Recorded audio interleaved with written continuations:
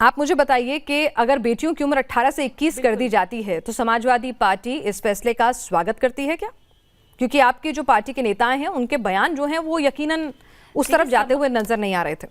देखिए, समाजवादी पार्टी एक प्रोग्रेसिव सोच रखने वाली पार्टी है और हम ये चाहते हैं कि जो महिलाओं की जो है जब भी शादी हो तो एक सही एज पर, एक सही स्वास्थ्य के साथ हो। हमारी पार्टी के जो राष्ट्रीय अध्यक्ष आदरणीय अखिलेश यादव जी, उन्होंने हमेशा लड़कियों को, महिलाओं को, युवाओं को हमेशा आगे रहने के लिए, देश को संवारने के लिए, देश के लिए कुछ करने के लिए इनकरेज करा है। इसी दिशा पर पार्टी आगे बढ़ते हुए MY यानी कि महिला और युवा का जो एक पैटर्न है उसको लेकर के आगे बढ़ रही है। लेकिन मैं एक चीज़ कहना चाहूँगी कि बहुत अच्छा ये करा है, मुझे इससे कोई शिकायत नहीं है। लेकिन आप जब महिलाओं के लिए कोई भी बिल लेकर कर आते हैं, जैसे आप ये 21 साल वाला लेकर कर आए हैं, तो इसमें कहीं भी महिलाओं का दखल क्यों नहीं होता है? कहीं महिलाओं से पूछ क्यों नहीं होती है?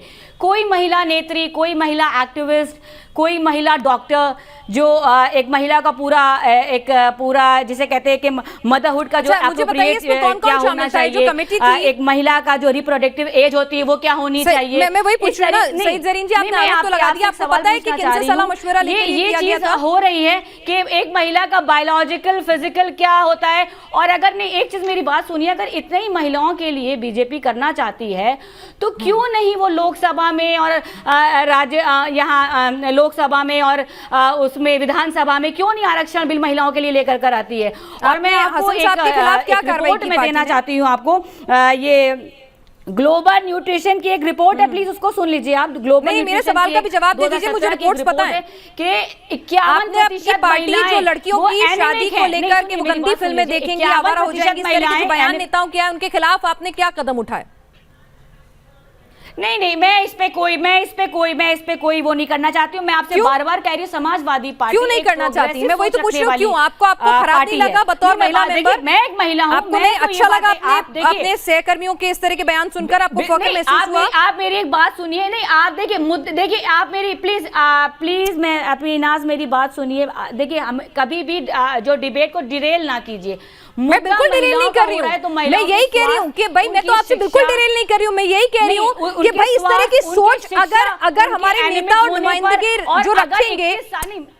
सईद ज़रीन जी, मैं बिल्कुल डिरेल नहीं कर रही हूँ, उसी टॉपिक पर हूँ। ये शाइना NCG से मैं इन बातों के भी जवाब लूंगी कि अगर आप 18 से 21 करने के लिए इतने गंभीर हैं तो फिर आरक्षण के मुद्दे पर उतने गंभीर क्यों नहीं है? बिल्कुल लूंगी मैं, अभी आप बस पर। लेकिन मुझे बता दीजिए, जब आप ही की पार्टी के वरिष्ठ नेता इस तरह के बयान देते हैं तो कम से कम कहीं अपॉलॉजी, खंडन, कार्रवाई वो भी करवा दिया कीजिए, अच्छा लगता है। मुझे पता है नौजवानों से नादानी में, लड़कों से जवानी में गलतियां हो जाती हैं। देखिए, उस बयान को देने वाले नेता की पार्टी जो है वो क्या सोच रखेगी? के लिए क्या अच्छे कदम सरकार उठा रही है? मैंने आपसे क्या पूछा सईद ज़रीन, आपके जो सहकर्मी नेता जो होते हैं वो महिलाओं को लेकर जो सोच रखते हैं, आपको अच्छा लगता है? आपको अच्छा लगता है? समाजवादी पार्टी की राष्ट्रीय प्रवक्ता हैं आप, महिलाओं की भी नुमाइंदगी करती हैं। बीजेपी के जो नेता हैं जो महिलाओं के लिए इतनी अपना घर सुधारें धीरे धीरे करके तो आगे सुधार होगा ना मैम। कोई नेता चलिए शाइना NCG करती हैं, इस पे लिए कोई जवाब नहीं आपके पास, ठीक है। शाइना NCG, आप लोग महिलाओं को लेकर आप लोग इतने ज्यादा आप कंसर्न हैं तो 18 से 21 तो आपने कर दी, लेकिन बहुमत में है आप, लोकसभा में भी, राज्यसभा में भी आसानी से आप अपनी मर्जी के बिल पास करा लेते हैं। लेकिन आप महिला आरक्षण के मुद्दे पर आप लोग क्यों नहीं लाते हैं वो बिल और पास कराते हैं? देखिए, 2-3 चीज है। सबसे पहले ये सोच क्यों है कि महिला 18 साल में इसकी शादी होनी चाहिए या शादी is the be all and and all of the existence of women of India.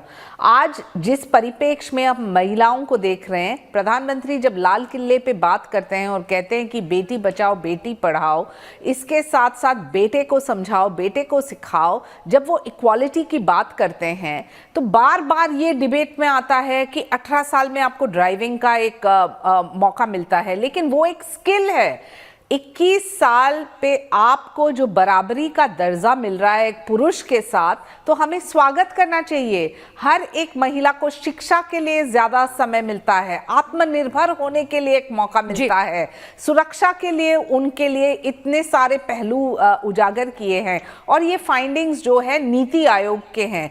आप और हम चर्चा करते रहेंगे, राजनीतिक रूप से वोट बैंक की राजनीति कोई दल करेगा। बहुत अच्छी बात है, ये बहुत अच्छा, इसमें बहुत फायदे वाली बात है। आपने इसके फायदे गिना दिए। बहुत ठेकेदार कब से बने? जब यास्मीन जी आपने बहुत अच्छे से फायदे गिनवा दिए, लेकिन मेरे सवाल का जवाब नहीं दिया जो सईद जरीन ने आपसे पूछा। मैं सवाल का जवाब दे रही हूं जी, मैं सवाल का जवाब दे रही हूं, लेकिन मैं जरूर कहूंगी कि आज एक महिला सिर्फ शादी के लिए उनकी पैदाइश नहीं होती है, उनके खुद के एस्पिरेशंस होते हैं, उनके खुद के ड्रीम्स होते हैं। उनको शिक्षा करना है, उनको डॉक्टर बनना है, उनको अफसर बनना है, उनको कुछ नहीं बनना है, ये उनको नेता भी बनना है, उनको प्रधानमंत्री भी बनना है। तो उसके लिए सदन में आरक्षण क्यों नहीं 33%? अभी रही बात आरक्षण की, अभी रही बात आरक्षण की, आप कृपया सुन लीजिए मेरी बात। मैंने शांति से सबकी बात सुने। जब राणा जी जैसे एक शायर ऐसे प्रतिक्रिया रखते हैं तो मुझे बहुत अफसोस होता है। हमारी सरकार, प्रधानमंत्री ने क्या किया है ट्रिपल तलाक को लेके? यूनिफॉर्म सिविल कोड क्यों किया है? क्या ये सब जेंडर इक्वालिटी के फाइट्स नहीं है? और जब आप 33% आरक्षण की बात करते हैं, ऑर्गेनाइजेशनल स्तर पे ऑलरेडी भारतीय जनता पार्टी में लागू है, इसलिए मुझ जैसे महिला भी आज सदन में लागू करने से हिचक क्यों जब बहुमत में है तो? या प्रवक्ता बन सकती है। ये एक अपॉर्चुनिटी है। जहां तक सदन का सवाल है, आप बिल्कुल सही बोल रहे हैं। हर एक पार्टी को ये इनसिक्योरिटी दूर करके टोकनिज्म या छोटे छोटे टिकट्स नहीं देना है। हमें देखना है कि कैसे हमारे महिला वहां आवाज उठाए 50% इलेक्ट्रेट का। और मैं मानती हूं कि हर एक राजनीतिक दल दोषी है, बहुत कम है जो actually walk the talk when it comes to women's reservation. हम उम्मीद करते हैं, हम संघर्ष करते हैं, BJP will walk the talk, आवाज उठाते हैं हमारे पार्टी में और अन्य पार्टीज में।